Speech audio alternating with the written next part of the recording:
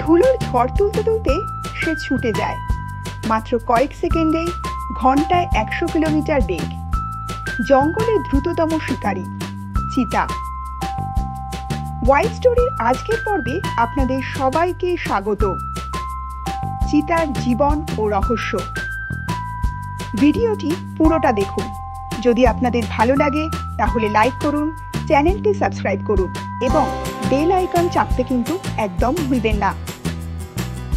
চিতার পরিচিতি। চিতা মূলত আফ্রিকা এবং কিছু এশিয়ার দেশে পাওয়া যায়। এদের গড় ওজন 40 থেকে 70 কেজি, কিন্তু গতি পৃথিবীর সব স্থলজ প্রাণীর থেকে বেশি। সরু দেহ, লম্বা পা এবং শক্তিশালী ফুসফুসই তাদের দ্রুততম বানায়। চিতার প্রতিটি পেশি যেন গতি তৈরি করার জন্যই বানানো। চিতার গতি ও কৌশল। চিতা 0 থেকে 96 কিলোমিটার বেগে পৌঁছতে পারে মাত্র 3 সেকেন্ডে। 20 থেকে 30 সেকেন্ডের বেশি দৌড়লে শরীর অতিরিক্ত গরম হয়ে যায়, তাই দ্রুত শিকার ধরতে হয়। লেজ দিয়ে ব্যালেন্স রেখে দিক পরিবর্তন করতে হয়। চিতার দৌড় যেন বাতাসের সাথে প্রতিযোগিতা করে। শিকার ও বেঁচে থাকা। চিতা সাধারণত গেজেল, হরিণ ইত্যাদি ছোট প্রাণী শিকার করে। শিকার ধরার পর গরম শরীর ঠান্ডা করতে কিছুক্ষণ বিশ্রাম নেয়। সিংহ বা হায়না প্রায়ই তার শিকার ছিনিয়ে নেয়।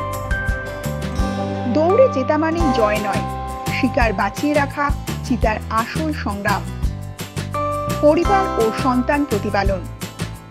মা চিতা একাই বাচ্চাদের বড় করে। বাচ্চারা প্রায় সিংহ বা শিকারের হাতে মারা যায়, তাই মা চিতাকে প্রতিদিন নতুন জায়গা খুঁজে থাকতে হয়। একজন মা চিতার জীবন শুধু গতি নয়, বাচ্চাদের বাঁচিয়ে রাখার লড়াই। সংগ্রাম ও বিপদ।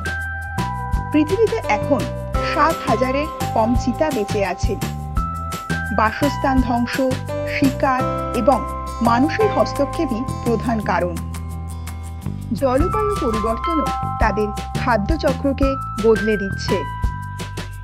চিতার দৌড় থেমে গেলে প্রকৃতির এক আশ্চর্য অধ্যায় হারিয়ে যাবে। অজানা তথ্য। চিতার ডোরা দাগ মানুষের ফিঙ্গারপ্রিন্টের মতো আলাদা। তারা গর্জন করতে পারে না, কিন্তু বিশেষ ধরনের ডাক দেয়। চিতার চোখের নিচে কালো দাগ সূর্যের আলো কমিয়ে ফোকাস বাড়ায়। চিতার গল্প শুধু গতি নয়, বেঁচে থাকার সংগ্রামের গল্প। যদি বন্যপ্রাণী ভালোবাসেন, প্রকৃতিকে রক্ষা করুন, কারণ তাদের দৌড় থামা মানে প্রকৃতি থেকে সুর হারিয়ে যাওয়া।